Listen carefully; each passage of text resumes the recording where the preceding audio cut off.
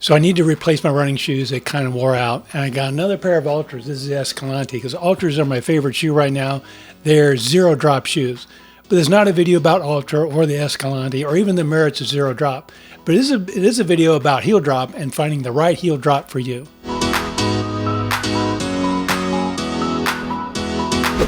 Welcome to the Ageless Runner. I'm Ralph. So heel drop or offset is how much the heel sits above the toes in a running shoe. This all kind of got started back in the 1960s and running got popular. Running shoe manufacturers thought, we want to keep people from hurting themselves because there's a lot of heel striking out there. Let's put more cushion in the heel. Voila, offset is born. Now, I will tell you, there is no one universal best offset. Don't let anybody tell you. Don't let anybody tell you, hey, zero drop's the best or 8mm is the best. That's nonsense. There is no universal one. There is one that's right for you, though. Before we get into that, we need to understand, what does offset do to our bodies? What's going on when we do that offset? One might argue, why do we even have offset? Because our feet don't have offset. Our feet don't have any offset built into them. But we're all different. Our feet are different. I have high arches. Some people have flat feet. You know, our bones and our muscles are all different.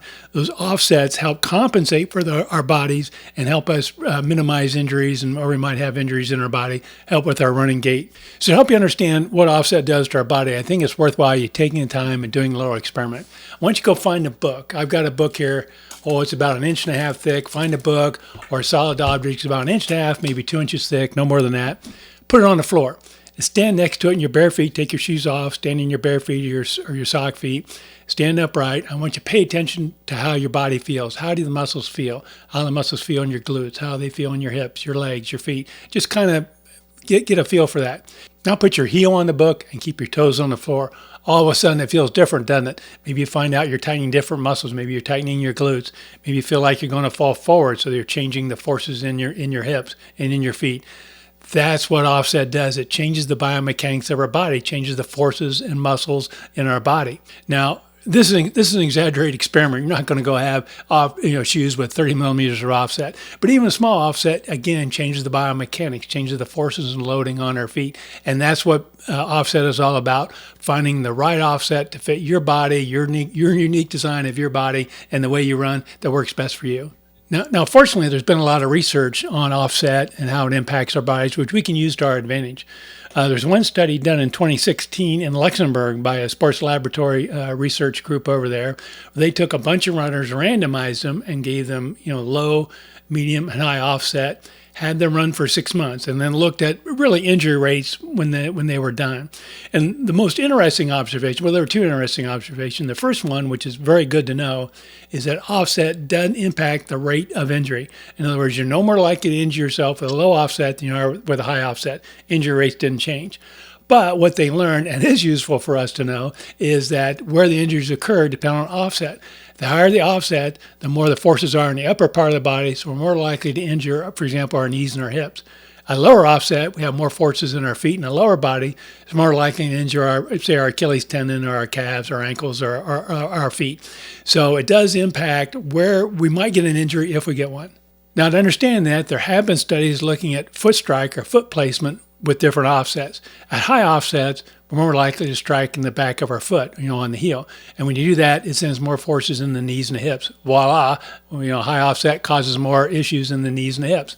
And then low offset typically causes more midfoot and forefoot placement, which puts more stress on the foot. So you're more likely to hurt your Achilles tendon or your foot or something like that. So it's pretty much universally accepted, but we can use that to our advantage, though. So to determine the best offset for ourselves, we need to know where we are today. So what's the offset in the shoes you're running in today? If you don't know, you're not sure, go to your manufacturer's website, find your shoe, and look to see what the offset. It could be listed as offset, could be listed as drop, could be listed as heel drop, could be listed as midsole drop, all kinds of words for it.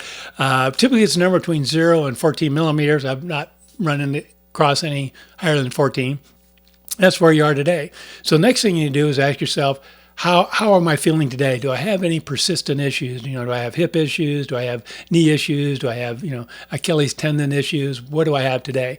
Now, if you have none, then you're good. You've got a good offset that seems to work for you. So kind of stick with that offset. That seems to be working best for you. But if you have issues, then maybe you want to make a change. For me, when I first started running, I had hip issues, and I was wearing the Brooks Ghost. I don't know what model it was then. It was, 5-6 years ago. Today, the Brooks Ghost has 12 millimeters of offset, and that's considered a high offset. 8 millimeters or higher is considered a high offset. 4 millimeters and lower is a low offset, and then of course there's medium offset in between. So I was having hip issues, and over time I eventually got down to 0 offset, 0 drop shoes, and I have no more hip issue. So if you're experiencing an issue, again, if it's in the upper part of your leg, you may want to lower the offset. That'll move the forces away from the upper part of the leg and move them down your leg. Conversely, though, if you're having issues in your ankle and your feet, you want to move the forces away from there. You want to move them up your legs. You want to go to a higher offset. So if you have these persistent, nagging, ongoing issues or pain or discomfort in your legs, you may benefit from making an offset change. Now, when you make a change, don't go making a big change. Make small changes. I mean by small, maybe 2 or 3 millimeters. Then you just buy them and start running in them. If you go more than that, if you go 4 millimeters or 6 millimeters, you ought to ease into them. Just don't start running 100% in a shoe that's that big of a change. You know, every other run or every third run, build up your miles in them until you get used to them. You know, I've read many times where people say, oh, zero drop shoe. I'm changing to 0 drop. It's the best thing.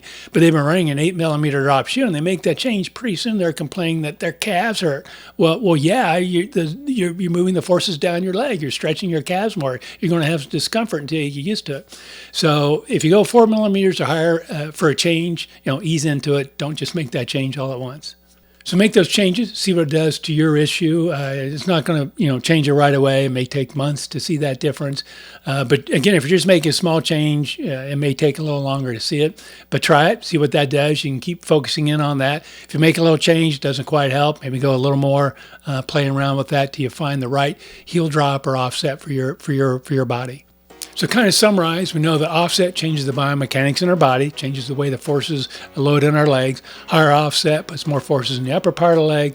Lower offset puts more forces in the lower part of our leg. What's the right offset for you depends on your running, your gait, and if you have any issues today. If you have issues in the upper part of your leg, maybe lower your offset. Have issues in the lower part of your leg, maybe increase your offset. So make those changes gradually. Don't make big changes all at once. Thank you so much for watching. I hope you enjoyed this video. Hope you learned something. If you liked it, please scroll down and hit that like button. And if you're new here, gosh, I'd really like to have you stick around. Please subscribe also. Thank you so much and happy running.